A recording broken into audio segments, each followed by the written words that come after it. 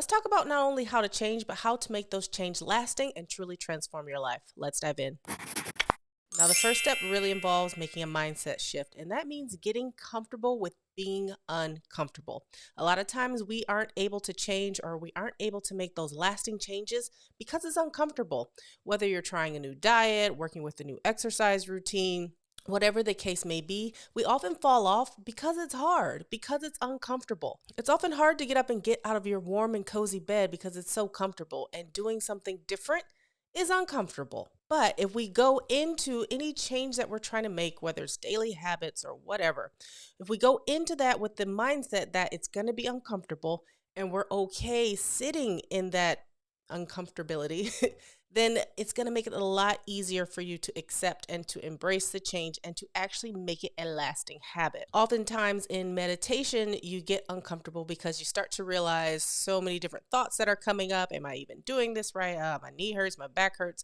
It becomes uncomfortable, and that's usually when we quit.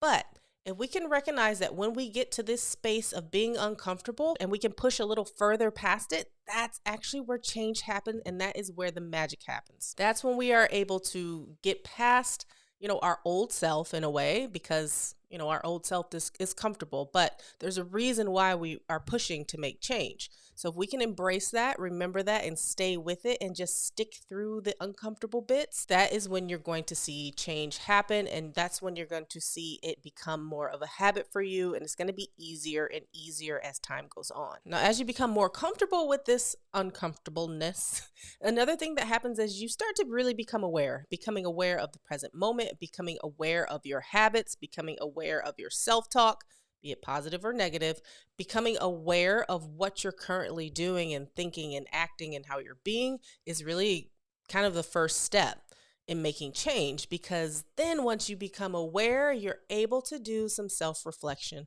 This is an important step because then you begin to ask yourself, who am I? What have I been doing? How have I been being? How have I been acting? And more importantly, am I happy with that? Do I want this type of behavior in my life? Do I want to have this negative self-thought going on and on? So first, being able to practice that awareness and being able to sit with it, even though it might be uncomfortable, is a huge step in making change in your life.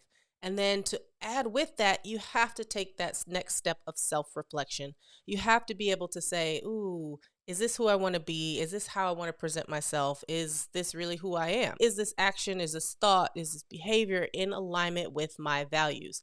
And if not, that's when you have to do the next step, which is really to replace those actions or replace those thoughts with who you want to be, how you want to be. If you constantly say you're not a morning person, you can't get to the gym in the morning, if that's not who you want to be, you got to get up, you got to get out of bed, and you got to go to the gym. You got to change that, replace that thought, replace that behavior with something positive or something that you do want in your life. Now, I'm not saying any of this is easy, and this is why so many of us actually struggle with making lasting change, because these things are hard. It's hard to be uncomfortable. It's hard to be self-aware. It's even harder to look at your own behavior or look at your own negative self-talk. And it's hard to constantly have that awareness to recognize when you're having a thought or an emotion or a feeling that you don't want and trying to actively replace it with something that you do want. That's hard. But then add on top of that, you got to keep practicing it. You have to do it over and over again. You have to repeat that and you have to keep going. And this is where discipline really does come in, because motivation will come and go. Motivation is often great to get started. If you're watching this now in real time in January, it's the first of the year. This is where a lot of us are thinking about transformations and how we want to change and the new habits that we want to implement.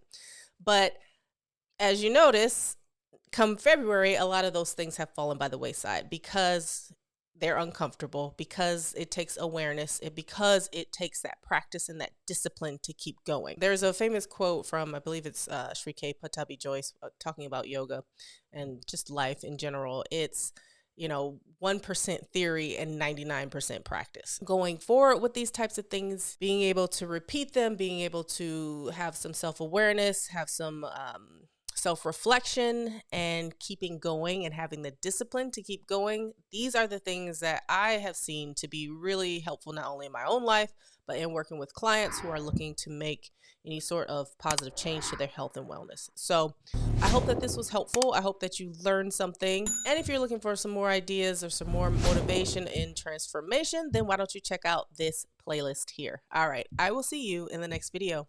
Bye.